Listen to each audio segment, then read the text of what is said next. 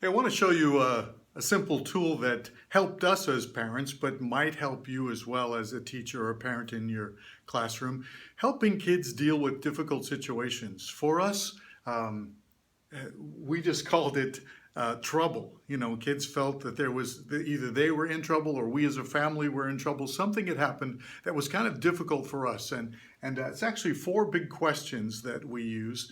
For us, it first started when we were driving an old car and it kind of broke down on the side of the road, and the kids just had a little bit of a sense of panic and wondering what was going to happen and got a little fearful and so my wife remembered these four questions, actually questions that Martin Luther developed in helping deal with difficult situations. So we're going to kind of walk you through those four questions, especially as it related to the car situation, but then kind of make that connection to kind of everyday life and difficult things that kids go through and some of the things that they think are just a little bit hard for them to handle. So the first thing we know is when the car broke down, the kids looked around, they were like, oh no, what's happened? What are we going to do? And that first question that Martin Luther said is, what are you thankful for? So we're going to write the word thankful. In all situations, we should be able to look around and still recognize what we're thankful for. We can see God in that moment. Look around you right now. You can see God's hand of protection, His provision, His presence, teaching kids that no matter what happens, they can look around and see where God is in the middle of the situation. And in this breakdown, we kind of talk together, and what are we thankful for? Well, we're thankful that we're all together and we're safe on this side of the road. We're thankful for that there's a gas station just a mile ahead, and Dad can walk down there and get some help for us, and it is not raining right now. So we just look around and see some natural things that we're thankful for. The same thing in a child's life. It can be a fight they've had with a friend or something that was a big disappointment to them, but we can ask them to, besides that situation and that difficulty, lift up your eyes a little bit and see what you can be thankful for. In James chapter 1, the first couple of verses, he says, consider it all joy, my brothers, when you go through difficult times, because it actually works to strengthen you, to perfect your faith and develop perseverance in you. So we can be thankful even in difficult situations.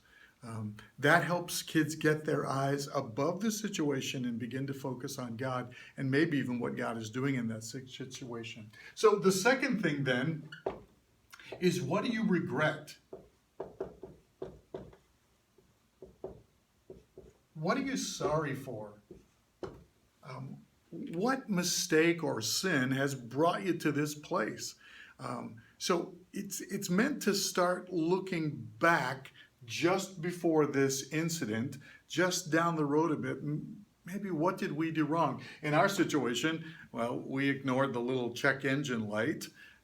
We had seen it there for a good while. We just, attempted to put black electrical tape over it so we wouldn't have to look at it. But we regret that we didn't take care of the car, that we didn't take it in for its checkup. When we first heard that noise, we kind of ignored it.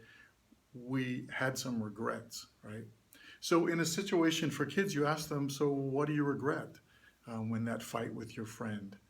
Do you regret some of the words that you said, some of the way you responded to them? It wasn't right, and so you begin to identify some of those problems. In Proverbs chapter 28, it says, the one who hides their sin will not succeed, but the one who admits it will find mercy. So we want to help kids begin to look at what part they played in the process. Sometimes kids will acknowledge that I had a part of it, but my friend did this much and I did this much. Well, that's where you start. You have to start with the part that you know you did wrong. What is it that you regret in this situation? So first, what are you thankful for? Then next, what do you regret looking back? And the third thing is what would you have done differently? If you had the chance to do it again, what would you do differently? So now we're asking to learn from the mistake that you made, to learn something and say, help me prepare for the next time, because I know it's going to happen again. So I want to prepare. So the way I do that is, and the way I learn from that is, trying to discover what I should have done or what I would have done differently if I could go back and do it again. In the car situation, obviously what I would have done differently is as soon as I saw that light, I would have called a friend or a mechanic that knew something about it, get some advice, maybe even make an appointment to take it in and get it looked at. I really should next time listen to the car noises, listen to the signals that the car is giving me that something is wrong. In a kid's life, what would you have done differently in that argument that you and your friend had? Maybe it's, you know what, I wouldn't have responded so quickly. I should have understood that something big has just happened in his or her life, and I should have responded in a different way. Maybe it's the resisting temptation. You know, when I first realized that I was being tempted to take that thing or break that thing or respond in anger, I probably should have called out to God. I probably should have asked for some help. I probably should have done something differently. So we want them to learn from their mistake. So first, lifting your eyes, seeing what God is doing in the situation, acknowledging your part in it, what you did wrong, learning from that, and seeing what you should have done differently, or wish you could have done differently. In 1 Corinthians chapter 10, Paul says, you know, all the things in the Old Testament were written down for us as a warning, a precaution, so that we'd be careful not to repeat them. So we want to learn from our situation. What would you have done differently? And then the fourth thing is, what do you need to do now? What action do you need to take? There's probably something you need to do. You need to repent of something or ask for forgiveness, or you need to correct something or repair something. There's some action to take that will help. In our car situation, what do we need to do now? Well, Dad's going to get out and walk down to the gas station and see if we can get some help.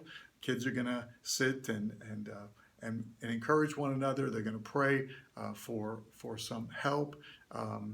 And then we're going to get the car fixed, and we'll be on our way. In a kid's life is, what do you need to do now? It may be, you know what, I need to go back to my friend and apologize.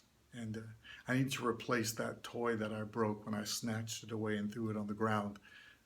I need to ask God for forgiveness, and I need to make it right with my friend. So there is some action that needs to take place to help repair or correct the situation. Kids don't always know what to do to correct the situation. Sometimes they just want to say sorry and forget it. But we need to teach them how to repair that situation. So I hope this little diagram and the 4 questions will help you as you deal with kids in difficult situations. It even helps us as adults. Now that our kids are grown and we have grandkids, we're kind of going through some of the same things with our grandkids. But even for us, when a difficult thing happens, sort of our first response is, what are we thankful for? God, where is God in the middle of this? God, what are you wanting to do? It really changes the tone of looking at the problem. And then going through the questions of, what do we regret as we look back? What got us to this problem? What do we wish we would have done differently? What can we learn? And then what do we need to do now? And that kind of gets us moving and not stuck on the problem, but moving ahead. So I hope you'll think about these 4 questions as you deal with kids, as you deal with your own problems and situations. And easy tool, and I hope you'll use it. I hope it's helpful to get that car moving again. Thanks.